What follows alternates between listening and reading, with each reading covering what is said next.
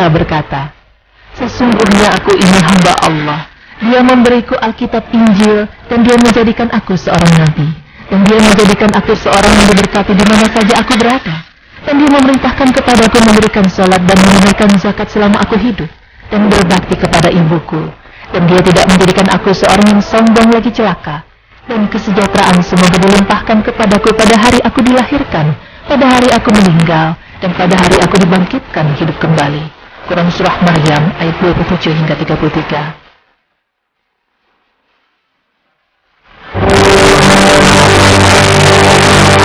Dengan perkataan itulah Nabi Isa menepis tuduhan keji yang dialamatkan kepada ibunya dan juga menetapkan kenabiannya di hadapan masyarakat.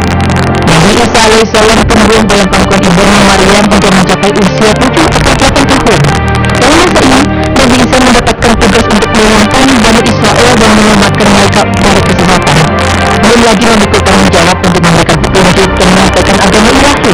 Pada saat yang sama, bahaya yang dilancarkan oleh sekelompok umat non-muslim mengancam jiwa Nabi Isa.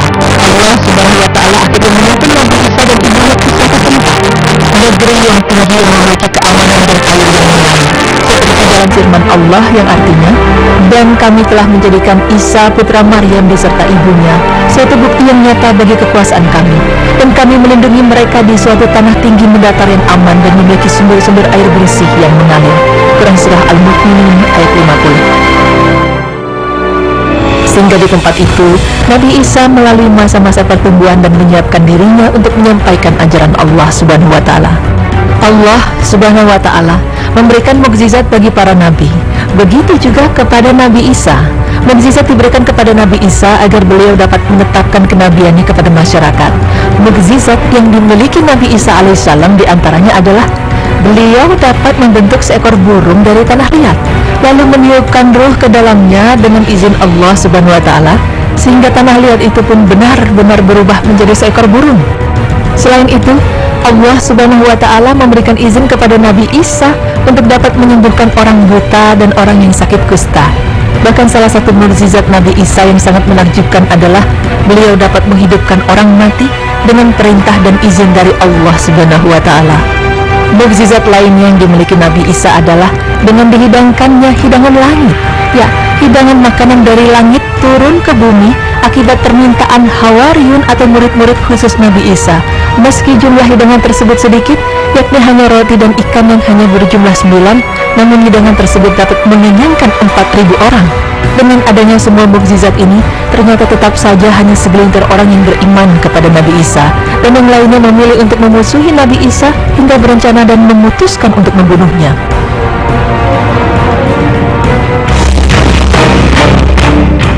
Akibat pengkhianatan salah seorang Hawariyun yang tidak beriman kepada Nabi Isa dan termasuk sebagai seorang munafik karena telah membongkar tempat persembunyian Nabi Isa, akhirnya musuh Nabi Isa segera melancarkan niatnya untuk membunuh dan menyalib Nabi Isa. Mereka menyergap dan menangkap Nabi Isa di tempat persembunyiannya. Namun Allah Subhanahu wa Ta'ala melindungi Nabi Isa dari rencana para musuh beliau untuk membunuh dan menyalibnya. Allah Subhanahu wa Ta'ala pun mengangkat Nabi Isa ke langit. Proses pengangkatan Nabi Isa ke langit diriwayatkan oleh Ibnu Abi Hatim rahimahullah dari Ibnu Abbas radhiyallahu anhu. Dia bercerita, ketika Allah hendak mengangkat Isa alaihissalam ke langit, Isa keluar menemui para sahabatnya. Sedangkan dalam rumah tersebut ada 12 orang dari mereka. Maksudnya adalah dari kalangan Hawariyun atau para penolong dan pembela Isa. Maka Isa pun keluar menemui mereka dari mata air sumber air di dalam rumah, dalam keadaan kepalanya meneteskan air. Kemudian Nabi Isa berkata, "Sesungguhnya di antara kalian ada yang akan kufur kepadaku 12 kali setelah beriman kepadaku. Namun siapakah di antara kalian yang mau diserupakan denganku, lalu terbunuh menggantikan posisiku, dan akan bersamaku di surga sederajat denganku?" Maka bangkitlah seorang laki-laki yang paling muda usianya di antara mereka untuk menyatakan kesiapannya. Maka Nabi Isa berkata kepadanya, "Duduklah." Kemudian Nabi Isa mengulangi pernyataannya lagi kepada mereka, dan pemuda itu pun bangkit lagi. Nabi Isa kembali menyuruh pemuda tersebut untuk duduk kembali seraya mengulangi ucapannya kepada mereka. Pemuda itu tetap bangkit lagi lalu berkata, "Aku." Maka Isa alaihissalam berkata kepadanya, "Engkaulah orang itu." Maka diserupakanlah wajah pemuda tersebut dengan Nabi Isa alaihissalam, dan diangkatlah Nabi Isa ke langit melewati lubang di atap rumah tersebut. Akhirnya para musuh berhasil menyergap ke tempat itu, dan seseorang yang mirip dengan Nabi Isa tadi ditangkap, dibunuh dan disalib. Demikianlah Allah Subhanahu wa taala menyelamatkan Nabi Isa alaihissalam dan kemudian mengangkatnya ke langit. Pemirsa beriman, demikianlah sosok Nabi Isa alaihissalam yang dijelaskan dalam Al-Quran. Dari beliau lahir hingga beliau diangkat ke langit oleh Allah Subhanahu wa taala.